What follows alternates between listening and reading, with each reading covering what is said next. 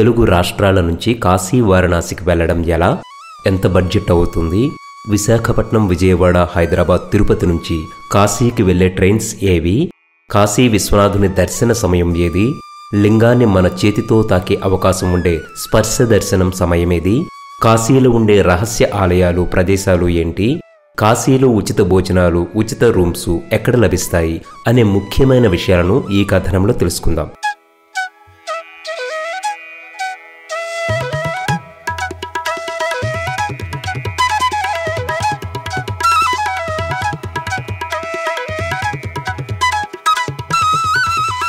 తెలుగు రాష్ట్రాల నుంచి కాశీకి ట్రైన్లో అయితే అటు ఇటుగా 35 గంటల జర్నీ ఉంటుంది.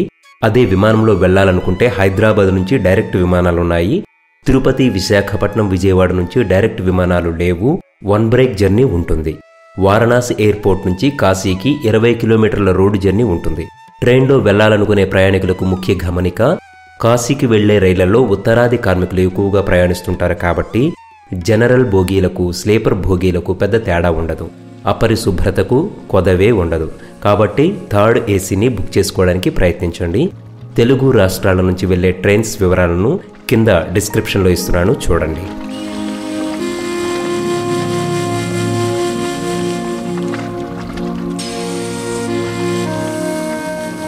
అలాగే కాశీలో చూడాల్సిన ఆలయాలు, ప్రదేశాలు ఒక్కసారి చెప్పేస్తాను. ఆ వివరాలను చెక్ చేసుకుంటే ఏది మిస్ అవ్వకుండా ఉంటుంది మీ కాశీ యాత్రలో.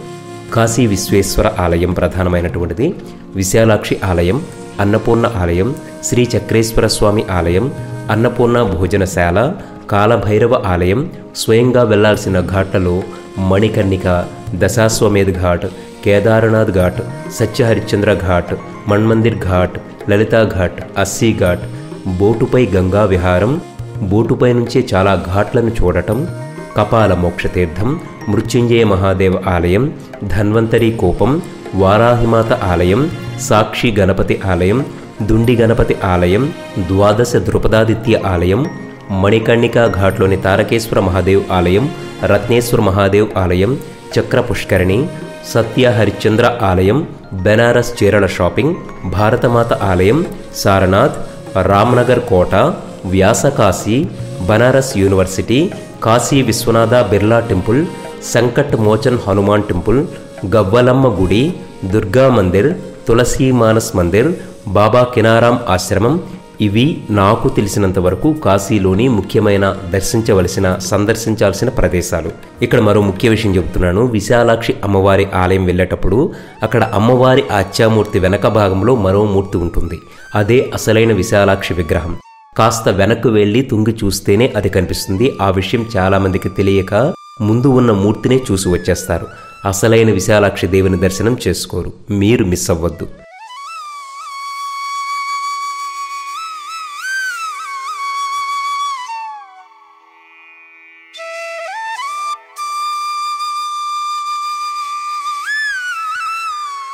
ఇక కాశీలో ఎక్కడ రూమ్ తీసుకోవాలో ఇప్పుడు తెలుసుకుందాం. నిత్యం రద్దీగా ఉండే సిటీ కాబట్టి భక్తులను మోసం చేసే కార్యక్రమాలు ఇక్కడ అక్కడక్కడ ఉన్నాయి. మనమే కాస్త జాగ్రత్తగా ఉండాలి.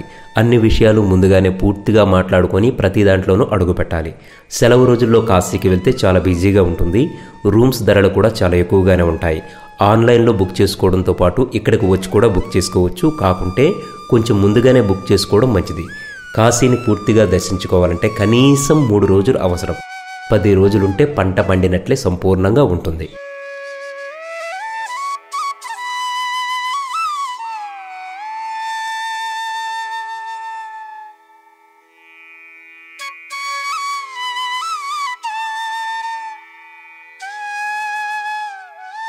కాశీకి వచ్చే భక్తుల్లో దక్షిణాది వారు, అందులోనూ తెలుగువారే ఎక్కువ కాబట్టి తెలుగువారే 2 ఆశ్రమాలు నిర్వహిస్తున్నారు. అందులో ఒకటి సైకిల్ బాబా ఆశ్రమం, రెండోది రామతారక ఆంధ్ర ఆశ్రమం. తెలుగు ఆశ్రమాల పేరిట చాలా ఆశ్రమాల బోర్డులు కనిపిస్తాయి కానీ అవన్నీ హోటల్సే. ధరలు కూడా ఎక్కువగానే ఉంటాయి, మోసపోవద్దు. రామతారక ఆంధ్ర ఆశ్రమం సైకిల్ స్వామి ఆశ్రమంలోనే తక్కువ ధరకే రూమ్స్ లభించడంతో పాటు మధ్యాహ్న భోజనం, రాత్రికి అల్పాహారం ఉచితంగా ఇస్తారు. ఇప్పుడు అక్కడికి ఎలా చేరుకోవాలో తెలుసుకుందాం. కాశీ రైల్వే స్టేషన్ నుంచి కానీ, కాశీ బస్టాండ్ నుంచి కానీ, సోనార్పుర, పాండి హవేలీ, సైకిల్ స్వామి ఆశ్రమం అని అడిగితే ఏ ఆటో వాళ్ళ అయినా తీసుకెళ్తారు. 100 నుంచి 200 రూపాయల వరకు చార్జ్ చేస్తారు. మీరు బేరమాడుకునే శక్తిని బట్టి అది ఉంటుంది. సైకిల్ స్వామి ఆశ్రమంలో ఒకరికి రూమ్ ఇవ్వరు, ఎందుకంటే చాలా బిజీగా ఉంటుంది కాబట్టి లాకర్ మాత్రమే ఇస్తారు. ఎన్ని రోజులైనా ఫ్రెష్ అప్ అవ్వడానికి అవకాశం ఉంటుంది. ఎక్కువ మంది వచ్చినా రూమ్ లేకపోయినా లాకర్ సదుపాయం కల్పిస్తారు. ఎక్కువ మంది వస్తే మాత్రం దాదాపుగా రూమ్ దొరకవచ్చు. ఆన్లైన్లో సైకిల్ స్వామి ఆశ్రమంలో గదిని బుక్ చేసుకోవాలనుకుంటే 9795169495 లేదా 054224505002 ఈ నంబర్లకు 2-3 నెలల ముందే ఫోన్ చేసి అడ్వాన్స్ బుకింగ్ చేసుకోవచ్చు. దీనికి దగ్గరలోనే అంటే ఒక 1/2 కిలోమీటర్ల దూరంలోనే రామతారక ఆంధ్ర ఆశ్రమంలో కూడా ఈ పద్ధతిలోనే రూమ్స్ అందిస్తున్నారు. కాకుంటే దీనికి అడ్వాన్స్ బుకింగ్ ఉండదు. ఇక్కడ కూడా ఉచితంగా మధ్యాహ్న భోజనం, రాత్రికి టిఫిన్ పెడతారు. ఈ 2 ఆశ్రమాలు కుదరకపోతే కాశీ అంతటా చాలా రూమ్స్, హోటల్స్ దొరుకుతాయి. జాగ్రత్తగా మాట్లాడి చెక్ చేసి తీసుకోండి. రామతారక ఆంధ్ర ఆశ్రమంలోను, సైకిల్ స్వామి ఆశ్రమంలోను సింగిల్గా వచ్చే వాళ్లకు రూమ్ ఇవ్వరు కాబట్టి తక్కువ ఖర్చుతో స్టే చేయడానికి ట్రావెల్ హాస్టల్స్ అందుబాటులో ఉంటాయి. booking.comలో ఆ వివరాలు ఉంటాయి.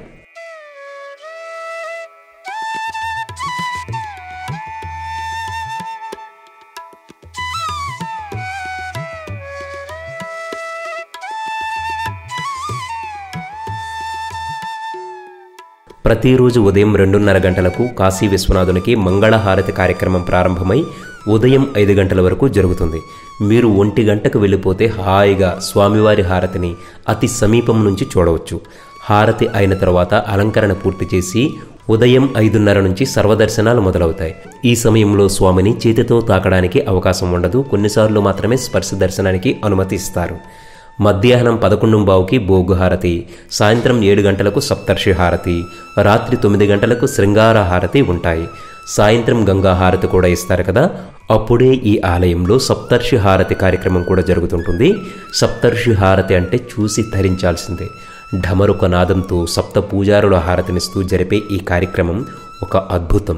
అంతకంటే ముందు అంటే సాయంత్రం సుమారు 4 గంటల నుంచి 6 గంటల వరకు స్పర్శ దర్శనాలు ఉంటాయి. అటు తర్వాత సప్తర్షి హారతి కార్యక్రమం అనంతరం సర్వదర్శనాలు జరుగుతాయి. కొన్ని సమయాల్లో సప్తర్షి హారతి సమయంలో కూడా స్పర్శ దర్శనానికి అనుమతిస్తారు. ఇదంతా మన అదృష్టంపై ఆధారపడి ఉంటుంది. ఎందుకంటే స్వామివారిని తాకితే మన చేతి రేఖలపై స్వామివారి ప్రభావం పడి మన జీవితం మారుతుందని భక్తుల విశ్వాసం. అందుకనే ఏ ఆలయంలోనూ లేని విధంగా ఇక్కడ స్పర్శ దర్శనానికి ఏర్పాట్లు చేశారు. అయితే ఈ హారతులను సమీపం నుంచి వీక్షించడానికి టికెట్లు తీసుకోవాల్సి ఉంటుంది. ఆన్లైన్లో అయితే శ్రీ కాశీ విశ్వనాథ్ ORG సైట్లో దొరుకుతాయి. ఈ టికెట్స్ను ప్రత్యక్షంగా తీసుకోవాలనుకుంటే నంది సర్కిల్ సమీపంలో ఉన్న ఆలయ కార్యాలయంలో టికెట్లు అమ్ముతారు. నంది సర్కిల్లో ఎవరిని అడిగినా చెప్తారు ఈ ఆఫీస్ అడ్రస్. స్పర్శ దర్శనానికి సాధారణంగా 200 రూపాయల వరకు ఉంటుంది. కొన్నిసార్లు టికెట్లు దొరకకపోతే ఇక్కడ పూజారులతో, ట్రావెల్ కంపెనీలతో మాట్లాడుకుంటే కొంత డబ్బులు తీసుకుని స్పర్శ దర్శనం చేయిస్తారు.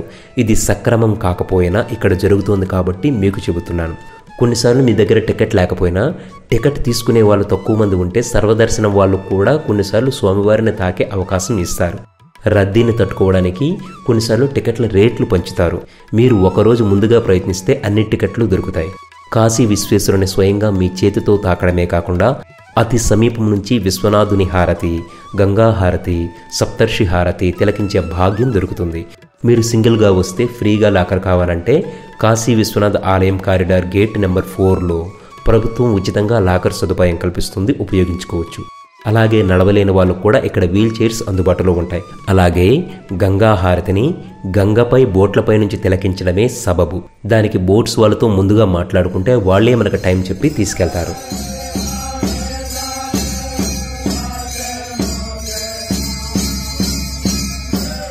ఇక పిండ ప్రదానాలు. గంగా ఒడ్డున ఎక్కడైనా పిండ ప్రదానాలు చేసుకోవచ్చు. జనాలు ఎక్కువగా వచ్చే కొన్ని ఘాట్లలో మాత్రమే పిండ ప్రదానాలు ఎక్కువగా చేస్తుంటారు. సైకిల్ స్వామి ఆశ్రమానికి సమీపంలో రాజ్ఘాట్లో తెలుగు తెలిసిన పండితులు ఉంటారు. లేకుంటే రామతారక ఆశ్రమంలో కూడా పండితులు ఉంటారు. వాళ్లతో ముందుగా మాట్లాడుకుంటే సరిపోతుంది. పూజా సామాగ్రి కూడా వాళ్లే తీసుకొచ్చి 1000 నుంచి 2000 వరకు తీసుకుంటారు. మనం బేరం ఆడుకోవాలి. నేను ఇప్పటి వరకు ఇంత చెప్పాను కదా, ఇంత చూపించాను కదా, కానీ ఇంకా చూడాల్సింది 70% ఉంది. అది చూస్తే సాక్షాత్తు మీరే కాశీలో ఉన్న అనుభూతి కలుగుతుంది. అదే ఇప్పుడు చూడండి. ఇంతసేపు నేను చెప్పింది శ్రద్ధగా విన్నారంటే, చక్కగా చూశారంటే మీకు ఈ వీడియో పూర్తిగా నచ్చింది. మీకు బాగా నచ్చితే వెంటనే విలేజ్ వన్ ఛానల్ను సబ్స్క్రైబ్ చేస్తారని మనవి చేస్తున్నాను. ఇంకా నచ్చితే లైక్, షేర్, కామెంట్ చేస్తారని కోరుతున్నాను.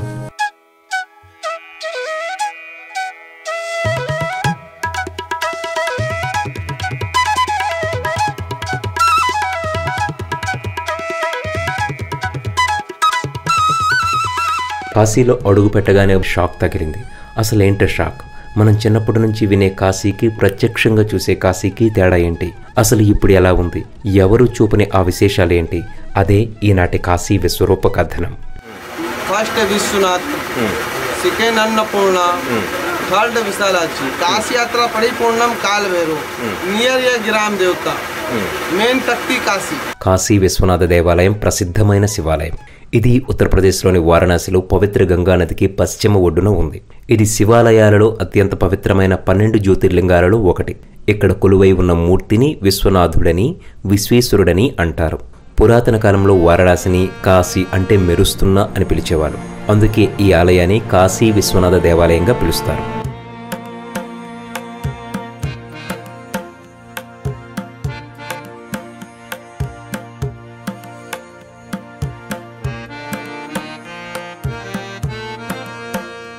కాశీలో అడుగుపెట్టగానే భక్తులతో కిటకిటలాడుతున్న వీధులు దర్శనమిస్తాయి. ప్రధాన ఆలయం విశ్వనాథుని దర్శనానికి ఇవే దారులు.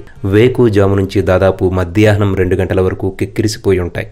తరువాత 1-2 గంటల పాటు శాంతించి మళ్ళీ 4 నుంచి భక్తులతో షూరు.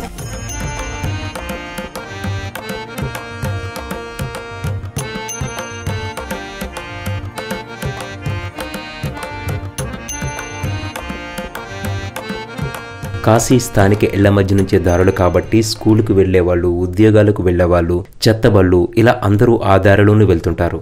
ఇంత జనాల్లో బళ్ళు ఎలా వెళ్తాయి అనుకోకండి. ఇక్కడది సాధారణ దృశ్యం.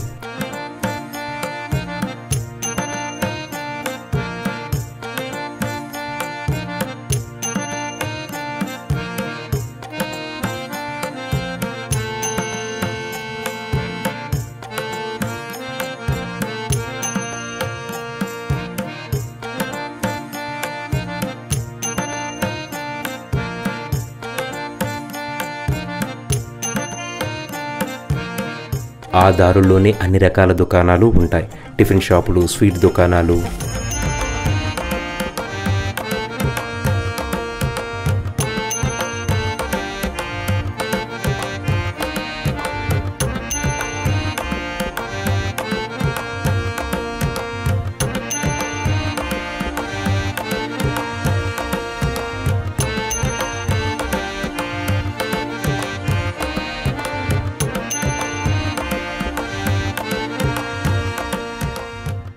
విశ్వనాథుని అభిషేకించడానికి డిస్పోజబుల్ గ్లాసులతో పంచామృతం అమ్ముతుంటారు. అలాగే పూలు, పూలదండలు కూడా.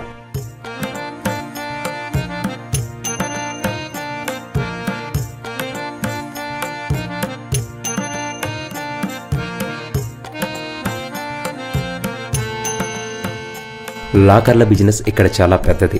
ప్రతి షాపులోనూ లాకర్స్ ఉంటాయి. మన వస్తువులు అందులో పెట్టుకుని తాళం తీసుకుపోవచ్చు. నామమాత్రపు రుసుము ఉంటుంది. భక్తులందరూ వీధుల్లోంచి వెళ్లాల్సి ఉంటుంది కాబట్టి కాశీ విశేషాలతో చక్కగా పెయింటింగ్స్ను ప్రభుత్వం వేయించినట్టుంది.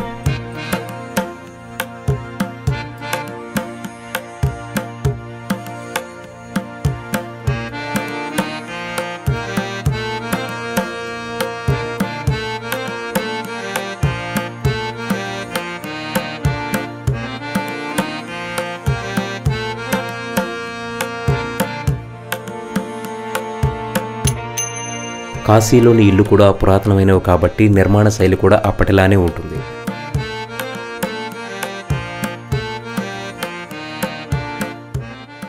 కాశీలోని ఏ మూల చూసినా ఏదో ఒక గుడి లేకుంటే శివలింగం కనిపిస్తూనే ఉంటాయి.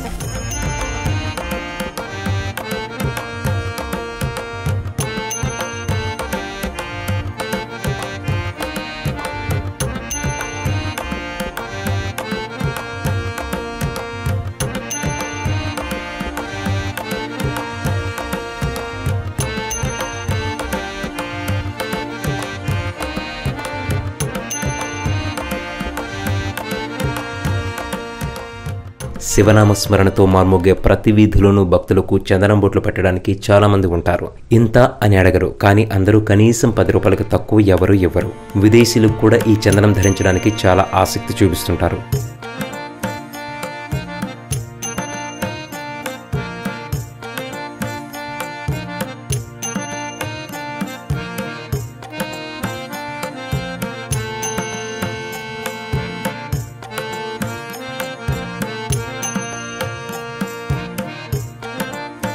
All over India, all over world.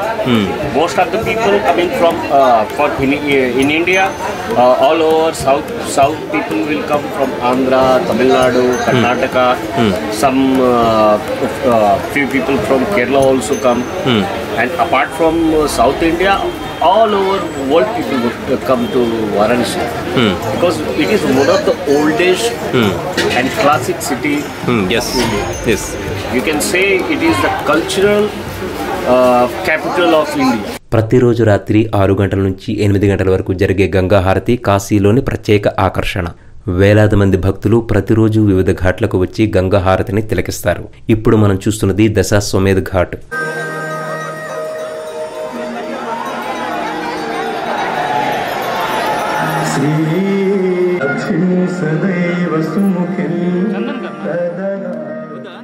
కాశీగంగా మనకు నిత్య అవసరం. అందుకే ఇక్కడ నుంచి కాశీగంగను తీసుకెళ్లడానికి బంధువులకు స్నేహితులకు ఇవ్వడానికి భక్తులు ఇష్టపడతారు. వాళ్ల కోసం చిన్న క్యాన్లను స్థానికులు అమ్ముతుంటారు. కొందరు ఒడ్డు నుంచే గంగను తీసుకెళ్లగా మరికొంతమంది ఇలా బోట్ల మీద వెళ్తూ గంగను సేకరిస్తారు.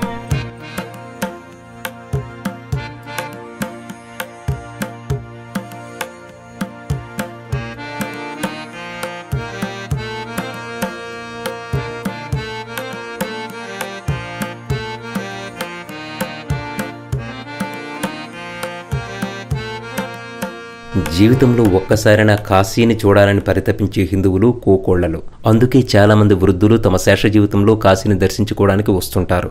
ఈ వయసులో వెళ్తున్నావు కదా అంటే అక్కడ పోతే అంతకంటే మోక్షం ఇంకేముంటుంది అని పెద్దలు సమాధానమిస్తారు.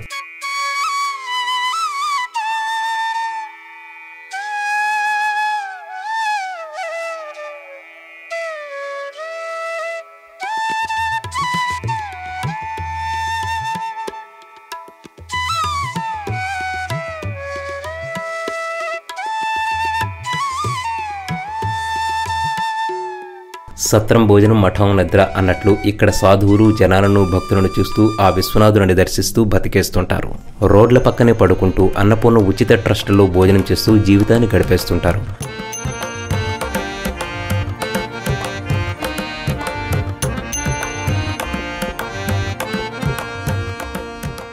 కాశీకి వచ్చిన కోట్లాది మంది భక్తులకు అన్నపూర్ణ అన్నదాన ట్రస్టు ఆకలి తీరుస్తోంది. ఈ ట్రస్టుకు జీవితకాల బోర్డును చూస్తే ఒక్క ఉత్తరాది పేరు కూడా కనిపించదు. అందరూ దక్షిణాది వారే. ముఖ్యంగా ఆంధ్ర, తెలంగాణ దాతలే ఉంటారు.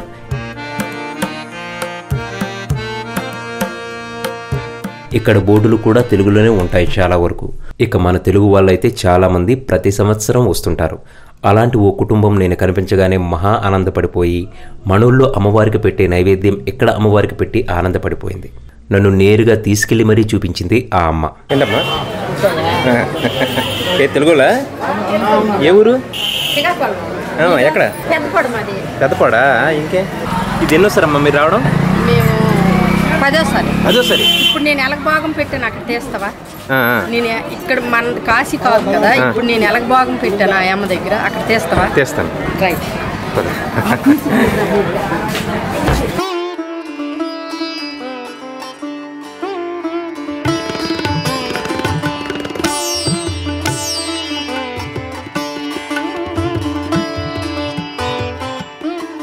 ప్రసాదం పెట్టారు కదా, అంటే అది మనలాంటి ప్రసాదమా?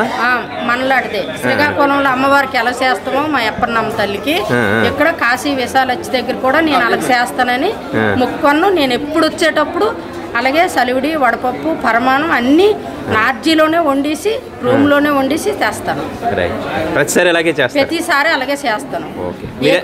మీరు ఎంతమంది వచ్చారు? మేము 45 మంది వచ్చాము. వేకోజాముని ఈ గుడి తలుపులు తీసేసరికి ఒక్కోసారి నేను పెడతాను వచ్చేటప్పుడు. ఈసారి సాయంకాలం అయ్యింది. ఇప్పుడు 4వ దర్శనం. ఈ 4. అమ్మ మీ పేరు? రవణమ్మ. మీ పేరునా? చల్లారు. ఇన్నిసార్లు రావడానికి కారణం ఏంటి? ఎప్పుడు దైవబలం కావాలండి. ఫస్ట్ టైం ఎన్ని సంవత్సరాల క్రితం వచ్చారు? 2015 నుంచి. రావడం వల్ల మీకు ఏం ఉపయోగం కలుగుతుంది? మనశ్శాంతి ఉంది. ఆరోగ్యంగా ఉన్న మనశ్శాంతి. ఇది ఒక్కటే కాదు, ఇక్కడ చాలా వరకు తెలుగువారి ఉనికే కనిపిస్తుంటుంది. అనేక బోర్డులు తెలుగులోనే దర్శనమిస్తుంటాయి. భారతదేశ ఆధ్యాత్మిక రాజధానిగా పిలుచుకునే కాశీ వారణాసికి అనుకోకుండా వచ్చిన నాకు మరిచిపోలేని అనుభూతులు కలిగాయి. అందులో ఒకటి అఘోర సాంగత్యం. చిన్నప్పుడు మేము సరిగ్గా తినకుండా ఎండలో ఆడుతుంటే నాన్నమ్మ అఘోరి పిల్లడు అని తరచూ తిట్టినప్పటి నుంచి, పాత ఆంధ్రజ్యోతి వీక్లీలో వచ్చే అఘోర సీరియల్ నుంచి, సినిమాల్లోనూ ఈ మధ్యకాలంలో కొన్ని అఘోర ఇంటర్వ్యూలు వీక్షించడం తప్పించి ప్రత్యక్షంగా అఘోరాలను చూసే అవకాశం రాలేదు. కానీ వారిని అతి దగ్గర నుంచి చూడడానికి వచ్చిన తొలి అవకాశం మాత్రం గుండెలు గుబేల్మనేలా ప్యాంటు తడిసిపోయేలా చేసింది. మణికర్ణిక ఘాట్కు అతి సమీపంలోనే ఒక వీధిలో ఇళ్లలో కలిసిపోయే ఒక గుడి కనిపించింది. చూడగానే ఎందుకు కాస్త తేడాగా అనిపించింది. అందుకే అడుగు ముందుకు వేశాను. కాస్త తేడా కాదు, లోపల చాలా అంటే చాలా తేడాగా ఉంది.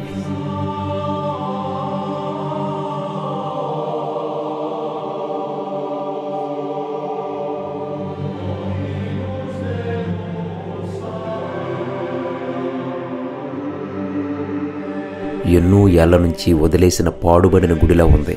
నగిషీలు చెక్కిన స్తంభాలు, సింధూరం రంగు పులిమి మురికి పట్టిన గోడలు, అందంగా చెక్కిన ఆర్చీలు కూడా కడిగి కాదు కదా కనీసం తుడిచే నాథుడు లేక కళావిహీనంగా కనిపించాయి. మానవ మాతృలెవరూ తొంగి చూడ్డానికి కూడా ఇష్టపడని, చాలామంది భయపడేలా ఉన్న ఆ వాతావరణంలో నా గుండెల్లో డీజే నాకు వినిపిస్తోంది. ఆ భయం భయంగానే ఉండగానే కపాలాల డిజైన్లతో గోడకు పెట్టిన 2 ఫోటోలు కనిపించాయి. అప్పటికి గాని అర్థం కాలేదు ఇది అఘోరా వాసమని.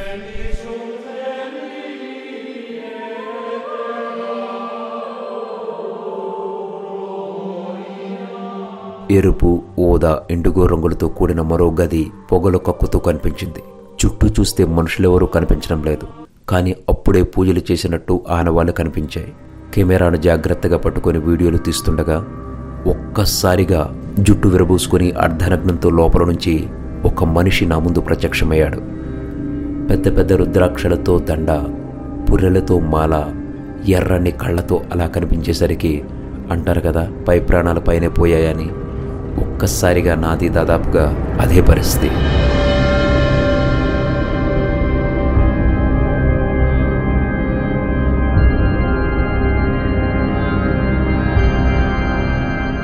కానీ ఆ మనిషి మాత్రం నన్ను కనీసం పట్టించుకోకపోవడం ఆశ్చర్యం కలిగించింది. ఎందుకంటే ఆ గుడిలోకి ధైర్యం చేసి ఎవరూ దాదాపుగా రారు. వచ్చినా అక్కడ పరిస్థితులను చూసి ఎవరూ ఉండలేరు. దానికి తోడు అఘోరాలు బయట జనాల ఉనికిని అస్సలు ఇష్టపడరు. అలాంటిది నేను కనిపించినా వీడియో తీస్తున్నా ఆయన ఏమీ అనలేదు అనే మాట కంటే అస్సలు నేను ఒక మనిషిని అక్కడ ఉన్నాననే విషయాన్ని కూడా ఆయన పట్టించుకున్నట్టుగా నాకు అనిపించలేదు.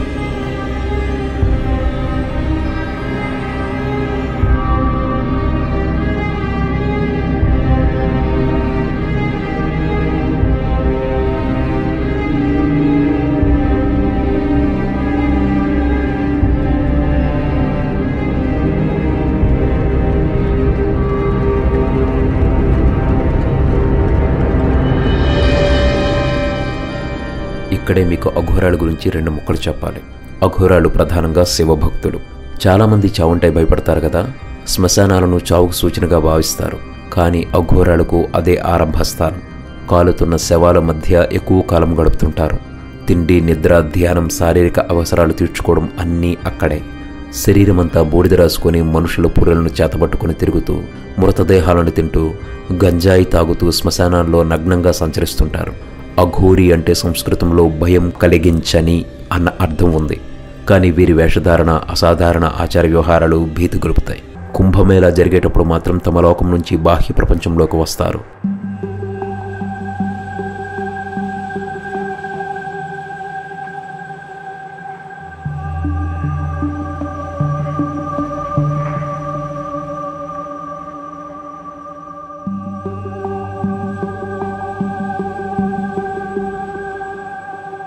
అఘోరాల పట్ల భారతీయ సమాజంలో అపారమైన భక్తి, గౌరవం ఉన్నాయి.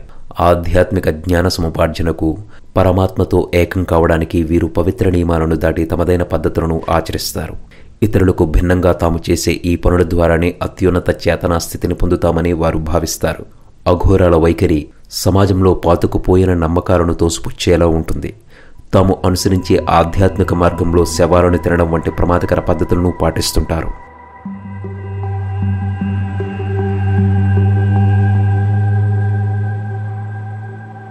సాధారణంగా ఎక్కడైనా పురుష అఘోరాలు మాత్రమే కనిపిస్తారు.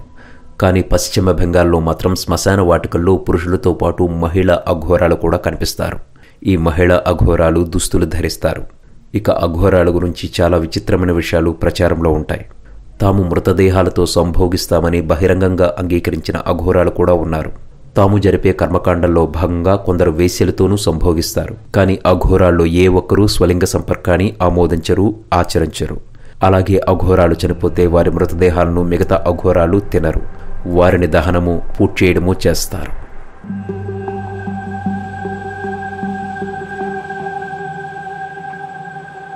బహిరంగంగా అఘోరాలను చాలామంది చూసి ఉండొచ్చు. కానీ వారి పూజలు మాత్రం ఎవరూ ప్రత్యక్షంగా చూడడం సాధ్యం కాదు కదా. అందుకే ఓవైపు దడ పుడుతున్న ధైర్యం చేశా. ఎందుకు ఆ దడో ముందు ముందు మీకే తెలుస్తుంది. ప్రధాన ఆలయ గర్భం విభూతి దట్టించిన నాగశివలింగం ముందు పెద్ద పెద్ద కట్టెలతో నిరంతరం మండుతుండే అగ్నిహోత్రం, మరోవైపు భీకర రూపం దాల్చిన కాళికామాత నల్లరాతి విగ్రహం, ఆ పక్కనే మరో 3 శివలింగాలు, నిమ్మకాయలు గుచ్చిన త్రిశూలం, రక్తవర్ణ జెండాలు.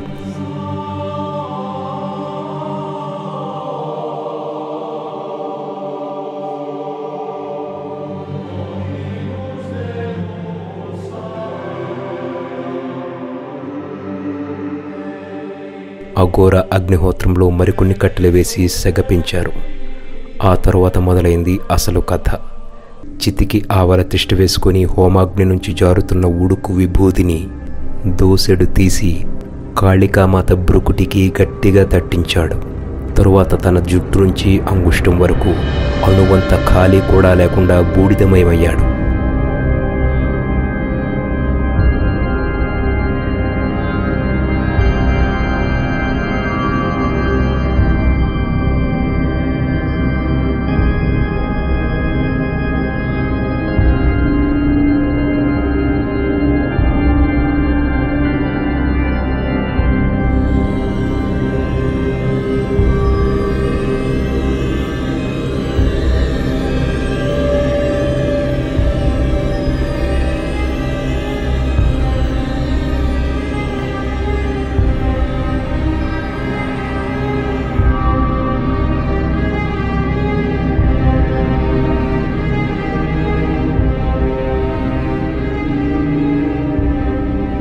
ఇక పూజకు ఉపక్రమించిన అఘోర మందార మొగ్గల మాల తీసుకుని బిగ్గరగా మంత్రాలు చదవడం ప్రారంభించాడు.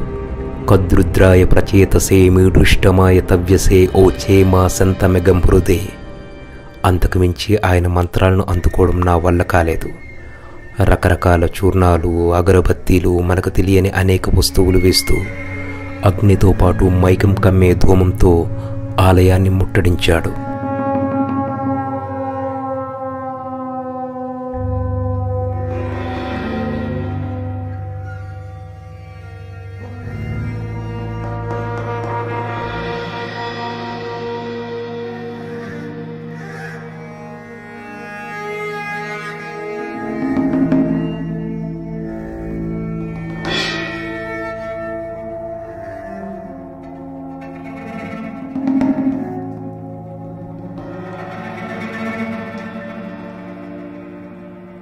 అప్పటి వరకు అంతో ఎంతో ధైర్యంగా ఉన్న ఆయన హఠాత్తుగా చేసిన ఒక పనితో నాకు తెలియకుండానే నా చెయ్యి నా గుండెలపైకి వెళ్ళిపోయింది. రాచరిక వ్యవస్థలో వాడి 2 పెద్ద పెద్ద కత్తులు తీసిన అఘోర వాటి వంక ఒక్కసారి తేరిపార చూసి ఒక్కసారి పైకెత్తి చితి మధ్యలో ధడేల్మని గుచ్చాడు. ఆ దెబ్బకి నేను వీడియో తీయడం కూడా మర్చిపోయా. అసలే అఘోర, అందున కాశీ. ఆయన దైవచిత్తంలో నిమగ్నమై నన్ను బలిగా భావిస్తే ఆ ఆలోచన రాగానే ఇక బయటకు జారుకోవడమే బెటర్ అనుకున్నా.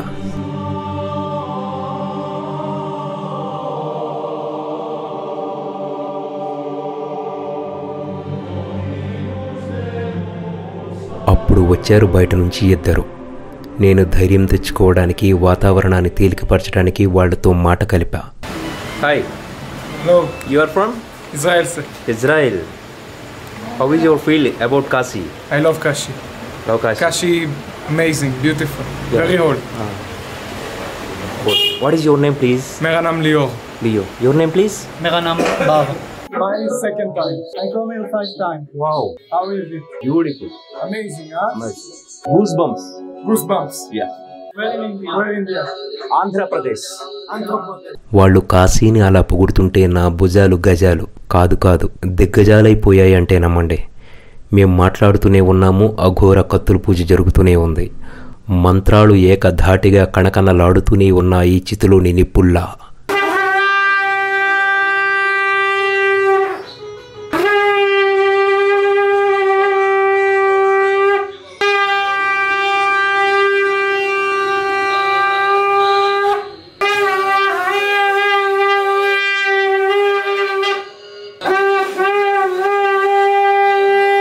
కాసేపు చుట్టూ చూసి నాకు వీడ్కోలు చెప్పి ఇజ్రాయెల్ మిత్రులు బయలుదేరగానే ఇక అక్కడ ఉండడం ఎంత మాత్రం శ్రేయస్కరం కాదని నేను కూడా అఘోరాకు ఒక నమస్కారం పెట్టి పలాయనం చెత్తగించాను. జై శ్రీరామ్. జై శంభో. జై శంకర్. హర హర మహాదేవ్. హర హర మహాదేవ్. శంభో. శంభో శంకర. శంకర. గంగమయ్య. ఆ ఘాట్లన్నీ ఒకెత్తు, మణికర్ణిక ఘాట్ ఒకెత్తు. మహాశ్మశానం మణికర్ణికలో మతిపోయే వింతలు చూసే ముందు విలేజ్ వన్ ఛానల్ను వెంటనే అంటే ఇప్పుడే సబ్స్క్రైబ్ చేసుకోండి. నచ్చితే లైక్, బాగా నచ్చితే కామెంట్, ఇంకా బాగా నచ్చితే ఈ కథనాన్ని మన ఛానల్ను మీ సోషల్ మీడియా ప్లాట్ఫామ్స్లో మీ మిత్రులకు షేర్ చేయండి. ఇక పదండి ఘాట్కు వెళ్దాం.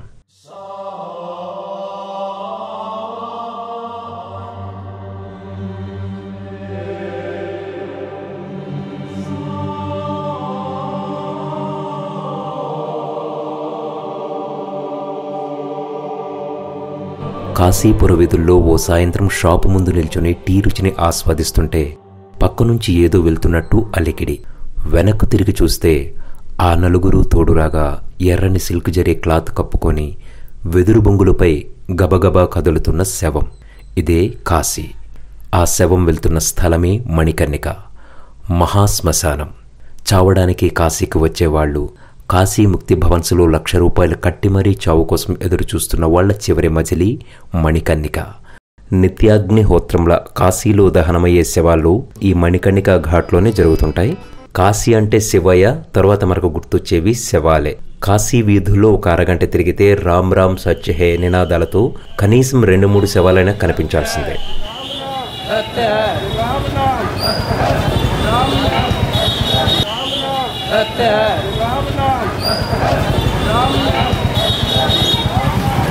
అయోధ్య, మధుర, మాయ, కాశీ, కాంచి, అవంతిక, పూరి, ద్వారవతి సప్తైతే మోక్షదాయక అనేది వేదవచనం.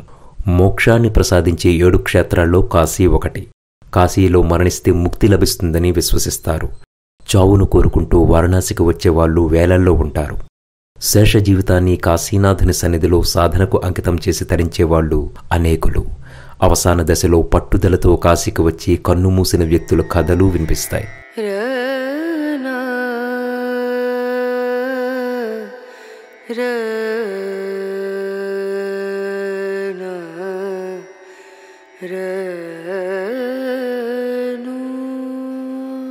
అంతేకాదు కాశీలో అంతిమ సంస్కారాలు నిర్వహిస్తే మోక్షం లభిస్తుందని, ఎక్కడ పోయినా కాశీలోనే తమ కట్టె కాలాలి అని చివరి కోరికగా విన్నవించుకునే వాళ్ళు ఉంటారు. చివరికి పోయిన వారి అస్థికలు కాశీలో గంగలో కలిపిన ముక్తి లభిస్తుందని చెబుతారు. అందుకే నిత్యం వందలాది మంది తమ ఆత్మీయుల అస్థికలు తెచ్చి గంగలో నిమజ్జనం చేస్తుంటారు.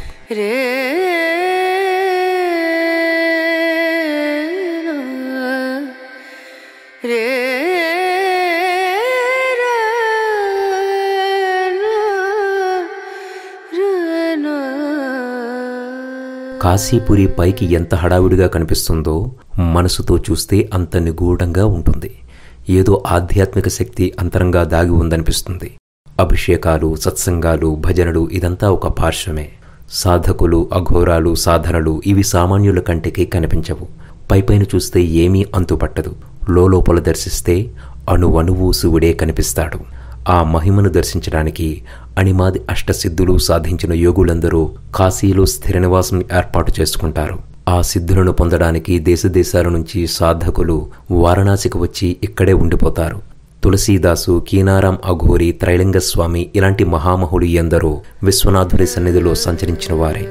నేటికి ఎందరో సిద్ధులు కాశీలో తపస్సు ఆచరిస్తుంటారు. కొందరు బైరాగుల్లా కనిపిస్తారు, మరికొందరు మాటా పలుకు లేకుండా మౌనదీక్షలు తరిస్తుంటారు.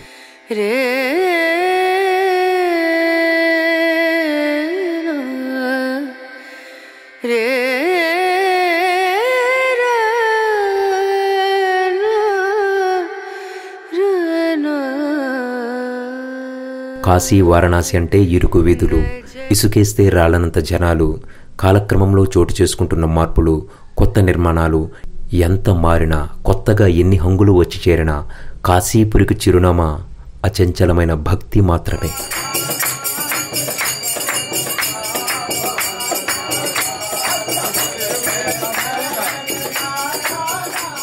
లక్షల్లో తరలివచ్చే భక్తులు, గంగ ఒడిలో వేసే మునకలు, తర్పణాలు, దాన ధర్మాలు, సంస్కృతి సాంప్రదాయాలు ఇవే కాశీని అపర కైలాస సదనంగా నిలబెడుతున్నాయి.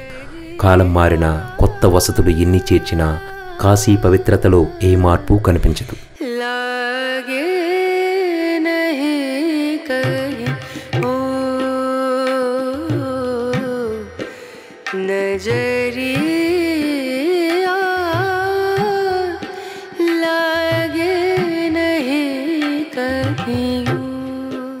వారణాసిలో చనిపోయినా, గంగా తీరంలో దహన సంస్కారాలు చేసినా వారి జనన మరణ చక్రం తెగిపోతుందని, మోక్షం లభిస్తుందని హిందూ గ్రంథాలు చెబుతున్నాయి.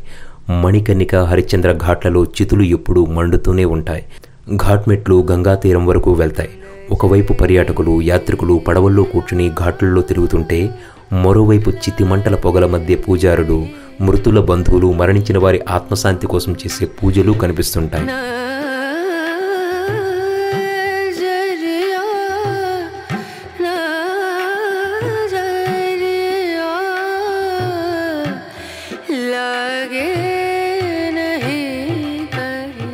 ముక్తి కోసం కాశీ వచ్చే పురుషులు, మహిళలను కాశీవాసులు అంటారు. వీరి కోసం ప్రత్యేక లాడ్జీలు ఉన్నాయి. వాటికి స్వచ్ఛంద సంస్థలు, వ్యాపార సముదాయాల నుంచి విరాళాలు లభిస్తాయి. వారణాసిలోని అత్యంత పురాతన సంస్థల్లో ముముక్ష భవన్ ఒకటి. ఇక్కడ 116 గదుల్లో 40 గదులు మృత్యువు కోసం ఎదురుచూసే కాశీవాసులకు కేటాయించారు. ఈ లాడ్జీల్లో ఉండే వృద్ధులు వంట చేయడానికి, గది శుభ్రం చేయడానికి సహాయకులను పెట్టుకోవచ్చు.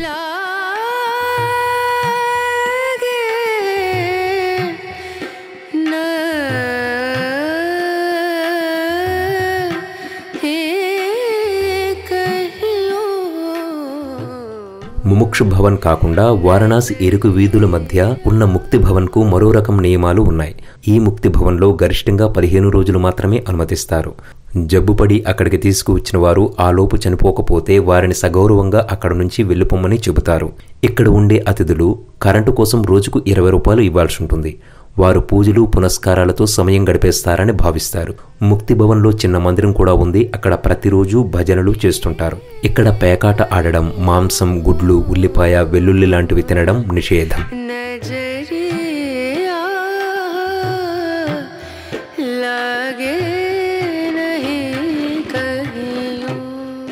27 హిమగిరి సొగసులు కాదని కాశీనగరానికి కోరి వచ్చాడు కైలాసనాథుడు.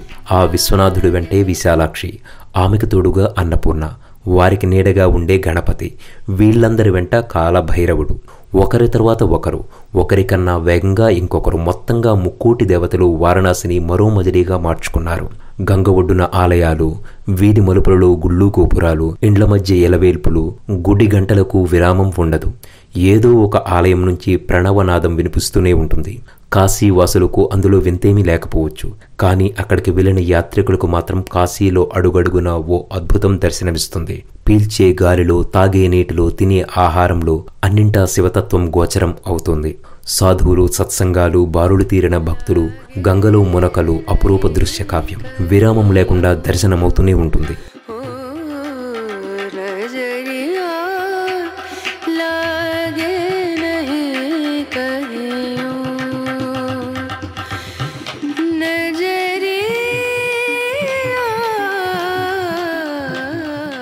భక్తయోగ పదన్యాసి వారణాసి, భవదురిత శాత్రవకరాసి వారణాసి, స్వర్ణధీ తట సంభాసి వారణాసి, పావన క్షేత్రముల వాసి వారణాసి.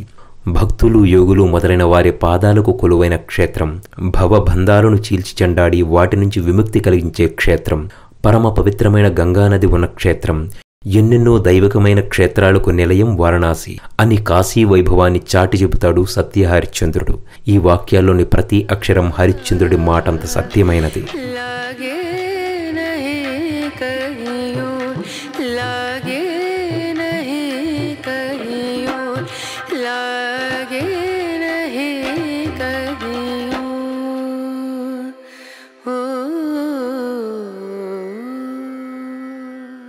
కాశీకి వచ్చే యాత్రికులు ఇక్కడ 9 రాత్రులు నిద్ర చేస్తే బాగుంటుందనే సాంప్రదాయం ఉంది. అలా 9 రాత్రులు బస చేసిన వారికి ముక్తి లభిస్తుందని నమ్మకం. ఆ మాట అలా ఉంచితే కాశీని కండ్లారా చూడడానికి, మనసారా అనుభవించడానికి 3 వారాలున్న సమయం సరిపోదు. పదుల సంఖ్యలో ఘాట్లు, వందల సంఖ్యలో వీధులు, వేలాది ఆలయాలు ఇవన్నీ చూడాలంటే కనీసం 2-3 నెలలైనా పడుతుంది.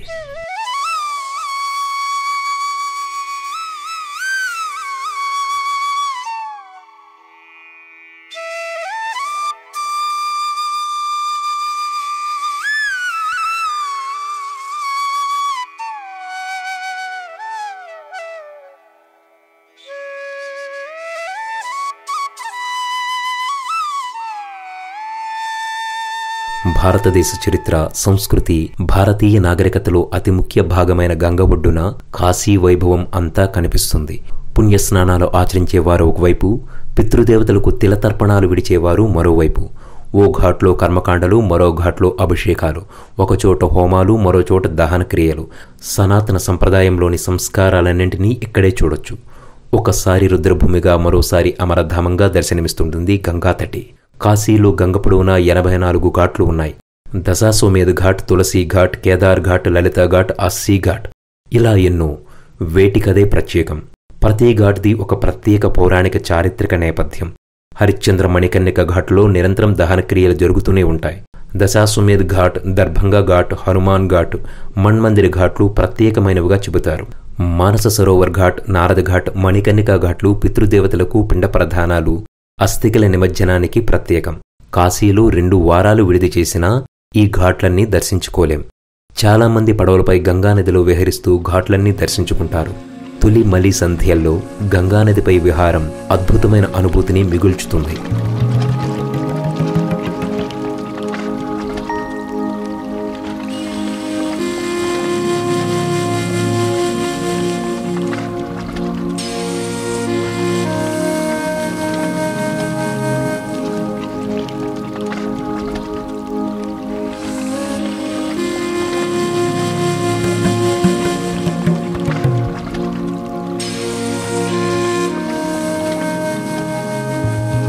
నిజానికి కాశీ ప్రపంచమంతా చూడాలనుకునే వాళ్ళు తప్పనిసరిగా అధిరోహించాల్సింది ఒకటి ఉంది. అది పడవ. అది పెద్దదా చిన్నదా అని కాదు, గంగానదిలో ఈ కొస నుంచి ఆ కొస వరకు బోటు వేసుకుని వెళ్తేనే గంగానది ఒడ్డున ఉన్న కాశీ విశ్వరూపంతో పాటు 84 ఘాట్లు, ఆలయాలు, నివాస సముదాయాలు కనిపిస్తాయి. అలాగే కాశీ నగరాన్ని ఒక్క ఫోటోలో చూపించాలనుకుంటే కూడా అది గంగానదిలో పడవ ఎక్కితేనే సాధ్యం.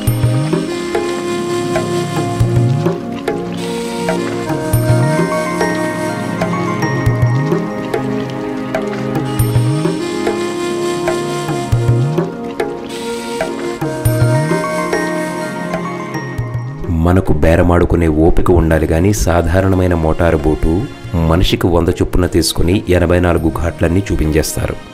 సరంగు దగ్గర కూర్చుని మెల్లగా ఆయనతో మెత్త కలుపుకుంటే ఆయనే మనకు ప్రతి ఘాట్ విశేషాలు చెబుతుంటాడు. అన్ని ఘాట్లు చూసేశాం కాబట్టి మా కాశీ యాత్ర సంపూర్ణమైంది అనుకుని సంబరపడిపోవద్దు. ఎందుకంటే గంగపై నుంచి దూరం నుంచి ఘాట్లన్నీ ఒకలా అనిపిస్తాయి. కాశీనగరం లోపల నుంచి ఒక్కో ఘాట్కు కాలినడకల వెళ్తుంటే ఒక్కో విశేషంగా కనిపిస్తుంటుంది. ఘాట్ ఘాట్ అనే పదం మనం చాలాసార్లు వింటుంటాం కదా. అసలు ఘాట్ అంటే మరేంటో కాదు, రేవు. గంగానదికి కాశీలో ఉండే వివిధ రేవులను ఘాట్లు అంటారు. ఇలాంటివి ఇక్కడ చాలా అంటే చాలా ఘాట్లు ఉన్నాయి. అన్నింటికీ పేర్లు ఉంటాయి. గణేష్ ఘాట్ 1800 ఏళ్ళు కట్టారు. మెహతా ఘాట్ ఇది, రామ్ ఘాట్, జతార్ ఘాట్, రాజ్ గ్వాలియర్ ఘాట్, బాలాజీ ఘాట్, పంచగంగా ఘాట్ ఇది. बिंद महादेव घाट, बिंदु माधव घाट, ब्रह्मा घाट, दुर्गा घाट, बूंदी परकोटा घाट, शीतला घाट, लाल घाट, हनुमान गाड़ी घाट, गाय घाट।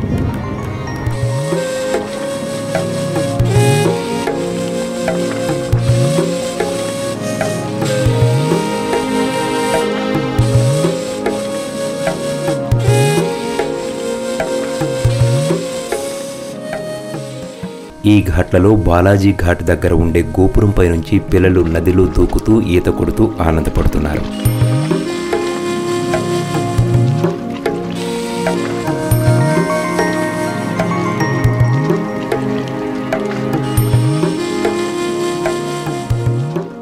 ఇక ఈ ఘాట్లన్నింటిలోనూ మణికర్ణిక ఘాట్ ప్రత్యేకం కాబట్టి ఈ ఘాట్లోని ప్రతి అణువు మీకు వివరిస్తాను. గంగా నదిపై నుంచి దూరంగా కనిపిస్తోంది కదా, అదే మణికర్ణిక ఘాట్. చెప్పాను కదా, నిత్యాగ్నిహోత్రంలా అక్కడ శవదహనాలు జరుగుతూనే ఉంటాయని. అందుకే ఆ పొగ. అక్కడ తెల్లని స్తంభాల్లా కనిపిస్తున్నాయి కదా, ఆ గొట్టాల కింద ఉన్న అంతస్తుతో పాటు ఆ భవనం పాదమట్టం దగ్గర అంటే గంగ ఒడ్డును కూడా వరుసగా శవదహనాలు జరుగుతుంటాయి. ఆ భవనానికి మరోవైపు అంటే ఇక్కడ కర్మకాండలు జరుగుతుంటాయి.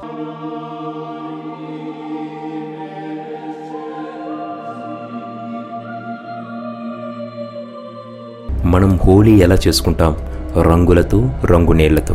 అయితే మణికర్ణికలో కూడా ప్రతి ఏటా హోలీ జరుగుతుంది. కానీ రంగులతో కాదు సుమా, బూడిదతో. అది శవాలు కాలగా వచ్చిన బూడిదతో. అఘోరాలతో పాటు సామాన్య శివభక్తులు వచ్చి ఈ విభూతి హోలీలో పాల్గొని భక్తి పారవస్యంలో మునిగి తేలుతారు.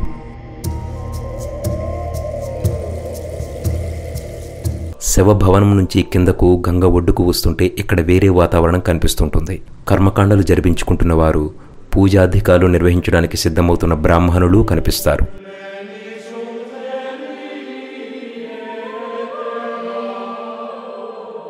సాక్షాత్తు మహావిష్ణువే తవ్వించాడని భావిస్తున్న చక్ర పుష్కరిణి ఈ మణికర్ణిక ఘాట్లోనే ఉంది. ఈ దేవాలయం చూడండి. గంగానది ప్రవాహం వచ్చినప్పుడు చాలా వరకు మునిగిపోయి ఇప్పుడు నీరు తగ్గగానే బయటపడింది. ఈ ఆలయం పేరు కూడా తెలుగులో ఉండడాన్ని మనం గమనించవచ్చు. నీరు వెళ్ళిన బురద మాత్రం తగ్గలేదు. కానీ ఎవరో జాగ్రత్తగా అందులోని లింగాన్ని పంకిల బంధ విముక్తి చేసినట్టున్నారు. ఇంత ప్రాచీన నిర్మాణ శైలితో నిర్మించిన నిర్మాణం ఇలా పూజా పునస్కారాలు లేక అనాదిగా ఉండడం కాస్త ఆశ్చర్యంగానే అనిపించింది. కానీ ఇలాంటి ఆలయాలు కాశీలో వేలాదిగా ఉంటాయి. అందులోనూ గంగలో పదే పదే మునిగిపోయే ఆలయం కదా, అందుకే పట్టింపు కాస్త తక్కువగానే ఉన్నట్టుంది.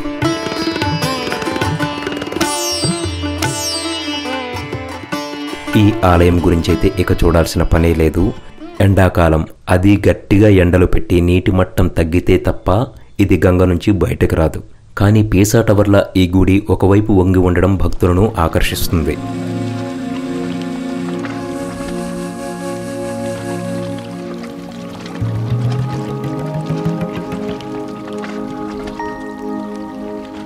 ఇక్కడకు వచ్చి చూసే వాళ్ళకే కాదు, గంగా నదిలో పడవలో విహారం చేస్తునే వాళ్ళకు కూడా ఈ గుడి ఆసక్తికరంగా ప్రత్యేక ఆకర్షణగా కనిపిస్తుంటుంది.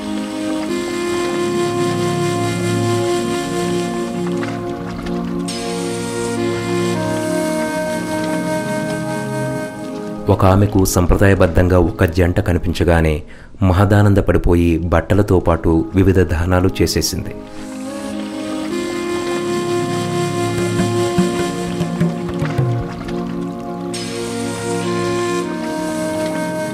వాళ్ల కాళ్ళకు కూడా నమస్కరించబోగా పెద్ద ఆమెను ఆపి వాళ్లే తిరిగి ఆమె ఆశీర్వాదం తీసుకున్నారు. ఇలాంటి ఘటనలు ఇక్కడ తరచూ కనిపిస్తుంటాయి. కాశీపుర వీధుల్లోకి ఒకరోజు రాత్రి 2:30కు బయటకు వచ్చాను. ఆ సమయంలో కూడా కాశీ మాత్రం నిద్రపోలేదు. జనాలు, భక్తులు వస్తూనే ఉన్నారు.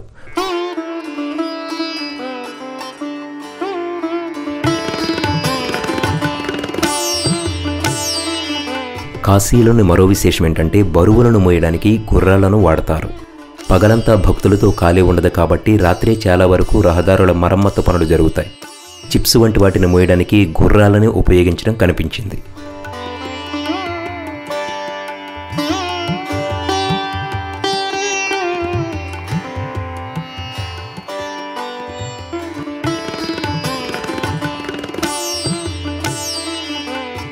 కాశీలోని కాకుండా ఉత్తరప్రదేశ్లో చాలా వరకు పాల ఉత్పత్తులకు డిమాండ్ ఎక్కువ.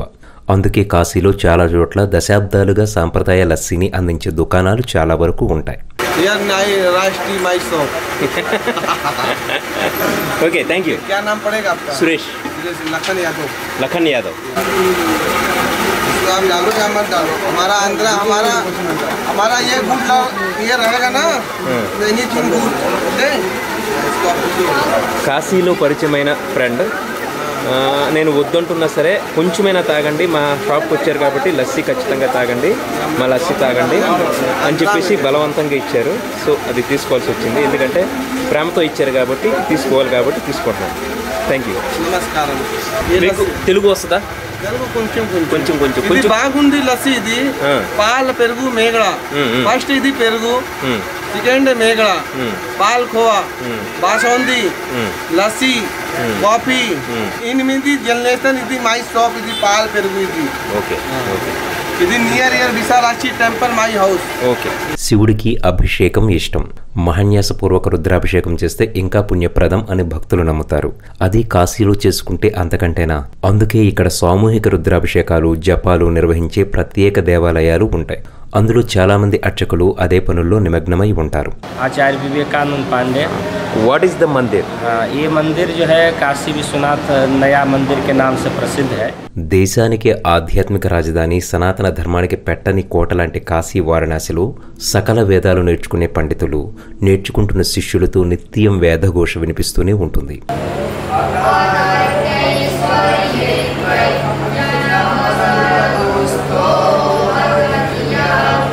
దేశంలో చాలా చోట్ల మాయమైపోయిన రిక్షాలు, రిక్షా కార్మికులు కాశీలో మాత్రం ఇంకా నడయాడుతూనే ఉన్నాయి. వాళ్ల కష్టం చూస్తే దేశం ఇంకా పేదరికంలోనే ఉందనే విషయం మనకు అర్థమైపోతుంది.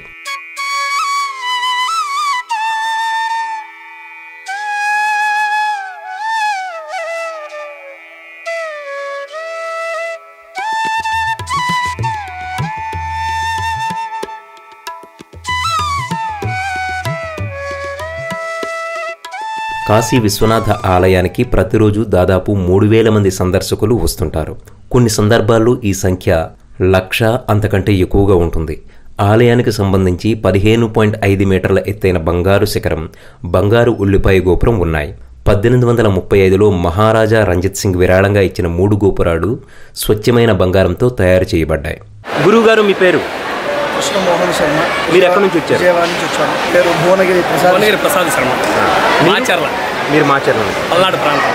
కాశీకి ఎన్నిసార్లు వచ్చారు ఇప్పటివరకు? కాశీకి 4వసారి రావడం. కాశీకి మీరు ఎందుకు వస్తారు ఎన్నిసార్లు? విశ్వనాథుని దర్శనం చేసుకోవడం కోసం, తర్వాత అన్నపూర్ణ విశాలాక్షి అమ్మవారు, తర్వాత ఘాట్లలో స్నానం చేయడం. ఇక్కడ విశేషమైన దేవాలయాలు చాలా ఉంటాయి. మనం ఎన్ని రోజులున్నా కూడా ఇక్కడ సరిపోదు కాబట్టి అప్పుడప్పుడు మేము తరచుగా వస్తుంటాము. చాలా సంతోషం, మిమ్మల్ని కలవడం చాలా సంతోషంగా ఉంది. ఎందుకంటే తెలుగువారు కాబట్టి ఇక్కడికి విశేషాలు ఇక్కడ పూర్తి స్థాయిలో చెప్పగలిగిన మీరు దొరికారు కాబట్టి మాకు చాలా ఆనందంగా ఉంది. Village van channel, village van, మా ప్రేక్షకులకు కూడాను మీరు కనిపిస్తారు. మీ మంచి వచనాలు వాళ్ళు కూడా వింటారు. చాలా సంతోషం. కాశీకి 4-5 సార్లు వచ్చే విదేశీ భక్తులు కూడా ఇక్కడ మనకు కనిపిస్తారు. ఇటలీ, ఇజ్రాయెల్, కెనడా లాంటి దేశాల నుంచి కూడా కాశీకి పదే వచ్చే భక్తులు కాశీని పొగుడుతుంటే భలే అనిపిస్తుంటుంది. Italy. Karma, you smell a karma, you listen a karma in all angle of the street and in all place, and in the Gange and in the river and in all place place of the city. Tell me your feel about Kashi. She don't speak in English. Okay. Dobbiamo andare. We have to go. Okay. Thank you. కాశీలో అడుగు పెట్టగానే ఒక shock తగిలింది అని చెప్పాను కదా, ఆ విషయానికి ఇప్పుడు వస్తున్నా. తిరుపతిని అత్యద్భుతంగా మన వాళ్ళు తయారు చేశారు కదా, అసలు కాశీ ఇంకెంత అద్భుతంగా ఉంటుందోనని మనం అనుకుంటాం. కానీ ఉత్తరప్రదేశ్ వెనుకబాటుతనం ప్రభావం కాశీపై కూడా పడినట్లు స్పష్టంగా కనిపించి మనల్ని ఆశ్చర్యపరుస్తుంది. అంత గొప్ప ఆధ్యాత్మిక కేంద్రం తీరుతనుడు కాశీలో మనకు కనిపించవు. ఇరుకైన దారులు, శుభ్రత తక్కువగా ఉండి ఎక్కడ పడితే అక్కడ కాలు పెట్టలేని విధంగా చెత్త చెదారాలు, కొన్ని చోట్ల ముక్కు మూసుకోవాల్సిన పరిస్థితి కనిపిస్తుంది. అయితే నివాస స్థలాల మధ్యలో ఆలయం ఉండడంతో ప్రభుత్వం కూడా ఏమీ చేయలేని నిస్సహాయ స్థితి. How is your feel? It's very, very completely different from Italy, and for the confusion, for the smell, for the poverty, for a lot of things. That is very fantastic for the different, but it's very, very important shock when you arrive.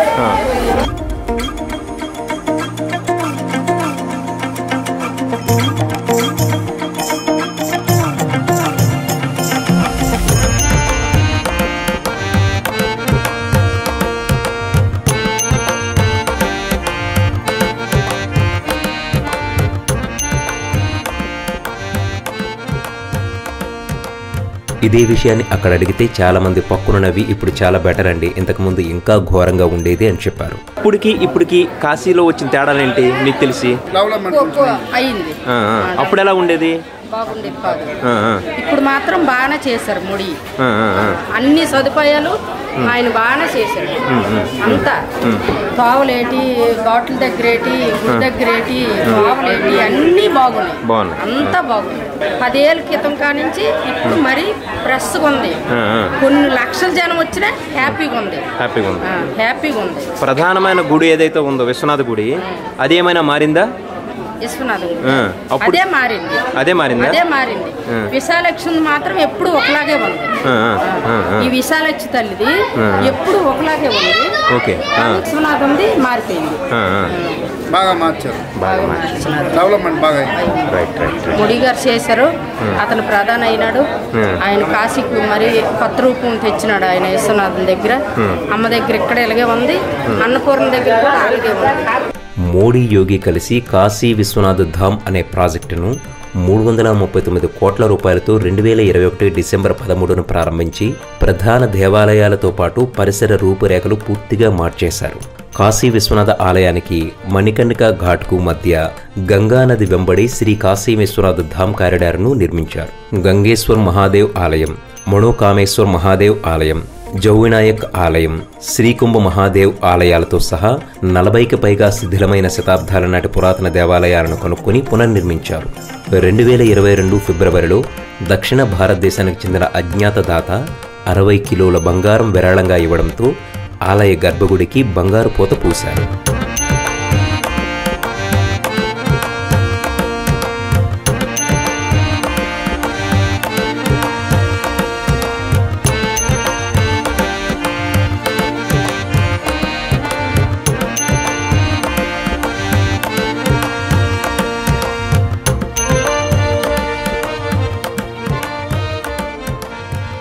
ఇది నా కళ్ళతో మీకు చూపించిన కాశీ దర్శనం. దీనిపై మీ అభిప్రాయాలను ఖచ్చితంగా comment చేయండి. ఛానల్ని కొత్తగా చూస్తున్న వాళ్ళు కూడా వెంటనే సబ్స్క్రైబ్ చేసుకుంటారని మనవి చేసుకుంటున్నాను. నచ్చితే లైక్, బాగా నచ్చితే కామెంట్, ఇంకా బాగా నచ్చితే మీ social media platforms WhatsApp, Instagram, Facebook, ట్విట్టర్లో ఈ కథనాన్ని పోస్ట్ చేసి ఛానల్ అభివృద్ధికి సహకరిస్తారని మనవి చేసుకుంటున్నాను. ధన్యవాదాలు. ప్రేమతో మీ సురేష్ జుత్తాడ.